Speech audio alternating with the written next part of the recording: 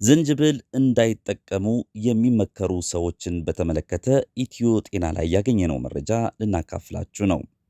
የተወሰኑ የጤና እክሎች ያለባቸው ሰዎች የዝንጅብል አጠቃቀም ማስጠንቀቂያ ደርሷቸዋል። ክቡራትና ክቡራን የቲቲቪ ኢትዮጵያ ወዳጆች እንደምን አላችሁ? ይህንን መረጃ ወደ እናንተ ልናደርስ ወደናል። ቪዲዮቹን እስከ መጨረሻ እንድትከታተሉ በአክብሮት እንጋብዛለን። ቪዲዮውን ተከታትላችሁ እንደጨረሳችሁ ደግሞ የሚሰማችሁን በተለይ ደግሞ ዝንጅብል እንዳይጠቀሙ የሚመከሩ ሰዎች ላይ ሐሳባችሁን ብትጽፉልን በአክብሮት እንቀበላለን። ቪዲዮቻችን ስትጀምሩ ደግሞ ላይክ አድርጉ። ሰብስክራይብ ያላደረጋችሁ ቤተሰቦች ደግሞ ሰብስክራይብ በማድረግ ቲቲቪ ኢትዮጵያ ቪዲዮዎች በምንጭንበት ሰዓት ላይ መረጃው እጃችሁ ላይ ይደርሳል።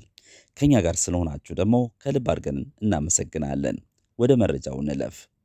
ዝንጅብል በአጠቃላይ ለአብዛኛዎቹ ሰዎች ዘንድ ደህንነቱ የተጠበቀና በርካታ የጤና ጥቅሞችን የሚሰጥ ቢሆንም አንዳንድ ግለሰቦች ግን ዝንጅብልን ሲጠቀሙ ጥንቃቄ ማድረግ ወይም ጨርሶ ማስወገድ አለባቸው።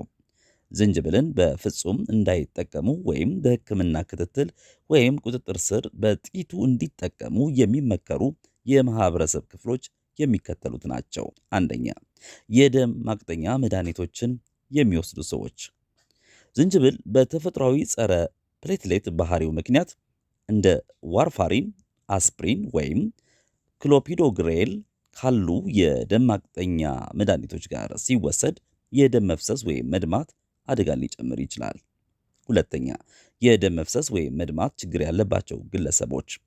ሂሞፊሊያ ወይም ሌላ የደም መፍሰስ ችግር ያለባቸው ሰዎች የደም መፍሰስን ሊያባብስ ስለሚችል ከፍተኛ መጠን ያለው ዝንጅብል ከመውሰድ መቆጠብ ይኖርባቸዋል ይላሉ ባለሙያዎቹ። ሶስተኛ፣ የቀዶ ጥገና ለማድረግ የተዘጋጁ ሰዎች። ዝንጅብል የደም መቅጠንን ሊያስከትለው በሚችለው ተጽዕኖ ወይም ባህሪው ምክንያት የደም መፍሰስን ለመቀነስ ከቀዶ ጥገና ሕክምናው ቢያንስ ከ2 ሳምንት በፊት ከዝንጅብል መታቀብ ይኖርቦታል። አራተኛ፣ ዝቅተኛ የደም ግፊት። ዝንጅብል የደም ግፊትን የበለጠ ሊቀንስ ይችላል። ይህ ደግሞ የደም ግፊት የሚጨምሩ መድኃኒቶችን ለሚወስዱ ሰዎች ወይም ለዝቅተኛ የደም ግፊት ተጋላጭ ለሆኑ ሰዎች ችግር ሊሆንባቸው ይችላል። አምስተኛ፣ የስኳር በሽታ መድኃኒት ለሚወስዱ ሰዎች። ዝንጅብል በደም ውስጥ ያለውን የስኳር መጠን ሊቀንስ ስለሚችል ኢንሱሊን ወይም ሃይፖግላሴሚክ ወይም በአፍ የሚወሰድ መድኃኒቶችን የሚጠቀሙ ሰዎች ሃይፖግላሲሚያን ለማስወገድ የደም ስኳር መጠናቸውን በቅርበት መከታተል አለባቸው። ስድስተኛ፣ የሐሞት ከረጢት ችግር ያለባቸው ግለሰቦች። ዝንጅብል የሐሞት ጠጠርን ወይም የሐሞት ቱቦ መዘጋት ያሉ ችግሮችን ሊያባብሱ የሚችለውን የሐሞት ምርትን ሊያነቃቃ ወይም ሊያነሳሳ ይችላል። ሰባተኛ፣ እርጉዝ ሴቶች በተለይ በመጨረሻዎቹ የእርግዝና ወራቶች ፕሬግነንት ውመን ወይም ስፔሻሊ ኢን ሌት ፕሬግነንሲ አነስተኛ መጠን ያለው ዝንጅብል ለምሳሌ ምግብ ሲያበስሉ መጠቀም። በአጠቃላይ ደህንነቱ የተጠበቀ ቢሆንም ከፍተኛ መጠን ያለው ዝንጅብል በተለይ ሰፕሊመንቶች የጽንስ መጨንገፍ ወይም መቋረጥ ወይም የማህፀን መጨማደድ አደጋን ሊጨምር ይችላል። ዝንጅብል ከመጠቀሙ በፊት ምንጊዜም ሐኪሞን ያማክሩ። ስምንተኛ፣ የጨጓራ የአንጀት ችግር ያለባቸው ሰዎች በተመለከተ ነው። ዝንጅብል የጨጓራ ግድግዳ ሽፋንን ሊያስቆጣው ወይም የጨጓራ በሽታ፣ ቁስለት ወይም ከባድ ጂአርዲ ያለባቸው አንዳንድ ሰዎች ላይ የአሲድ ሪፍሌክሳቸውን ሊያባብስ ይችላል። ዘጠነኛ፣ ዝንጅብል አለርጂክ የሆኑ ሰዎች ዞስ አለርጂክ ቱ ጀንጀር። አልፎ አልፎ አንዳንድ ሰዎች የአለርጂ ምላሾች ወይም ሽፍታ፣ እብጠት ወይም የመተንፈስ ችግር ሊያጋጥማቸው ስለሚችል ዝንጅብል ማስወገድ አለባቸው። አስረኛ፣ ዕድሜያቸው ከ2 ዓመት በታች የሆኑ ልጆች ወይም ችልድረን አንደር 2 years old በሕክምና ክትትል ስር ካልሆነ በስተቀር ዝንጅብል በጣም ትንንሽ የሆኑ ሕፃናት እንዲጠቀሙ አይመከርም። ሌላው ቅድመ ጥንቃቄዎችን በተመለከተ ነው ያገኘነው መረጃ። የልብ ህመም ለልብ ህመም መድኃኒቶች የሚወስዱ ከሆነ ሐኪሞን ያማክሩ። የሆርሞን ሴንሲቲቭ ሁኔታዎች ዝንጅብል ከኤስትሮጂን ጋር ተመሳሳይ ተግባር ሊኖረው ስለሚችል ከሆርሞን ጋር የተያያዙ ካንሰሮች ለምሳሌ የጡት የኦቫሪያን ካንሰር ያለባቸው ሰዎች ጥንቃቄ ማድረግ ይኖርባቸዋል። የኩላሊት ህመም ከመጠን በላይ የሆነ ዝንጅብል መጠቀም በኦክሳሌት ይዘቱ ምክንያት ኩላሊትን ሊያስጨንቅ ይችላል።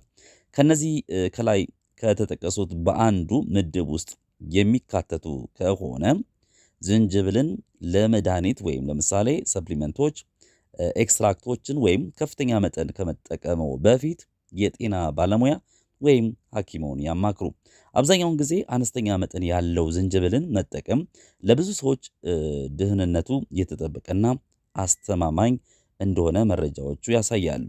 ለሁሉም ጤና ይስጣችሁ የኛ የመጨረሻ መልእክታችን ነው። ክቡራትና ክቡራን የቲቲቪ ኢትዮጵያ ወዳጆች ዝንጅብልን እንዳይጠቀሙ የሚመከሩ ሰዎችን መረጃ ያገኘነውን ያካፈልንበት ዝግጅት ለዛሬ ይህንን ይመስላል። ስለተከታተላችሁንም ከልብ አድርገን እናመሰግናለን። ቪዲዮዎቻችን ላይ ሀሳብ አስተያየት የሚኖራችሁ ከሆነም በድጋሜ እንደምንለው ኮሜንት ላይ ብትጽፉልን በጣም ደስ ይለናል። ይህንን ቪዲዮ ደግሞ ለበርካታ ሰዎች ጥሩ ጥቅም ስላለው ሼር ብታደርጉላቸው ለጓደኞቻችሁ፣ ለወዳጆቻችሁ፣ ለቤተሰቦቻችሁ የሚጠቅም ስለሆነ ብታጋሩና ሼር ብታደርጉ ትጠቀሙበታላችሁ ብለን እናምናለን። ከዛ ውጪ ደግሞ ቪዲዮቻችንን ሰብስክራይብ በማድረግ በየዕለቱ አዳዲስ ጉዳዮች በሚመጡበት ሰዓት ላይ ወደ እናንተ የምናቀርብላችሁ ይሆናል። ይህንን ፕሮግራም ወደ እናንተ ያቀርቡላችሁ ተስፋዬ ገብረ ማርያም ነኝ። የቴክኒክና ኤዲቲንግ እና ግራፊክስ ስራ ደግሞ ቢኒ ሾው አለ። ከልብ አድርጌ አመሰግናለሁ ቢኒያምን። ያላችሁበት መልካም ጊዜ እንዲሆንላችሁ እየተመኘው ሁሌም ሰላም ጤና ከእናንተ ጋር እንዲሆን የሁል ጊዜም ምኞታችን ነው። እንደሚሉት ሁሌም እንደሚባለው ከጤና በላይ ምንም ነገር የለም። ጤናችሁ ከእናንተ ጋር ረጅም ዓመት ዕድሜ እንድትሆኑ የሁል ጊዜም ምኞታችን ነው። በያላችሁበት ሰላም ሆኖልን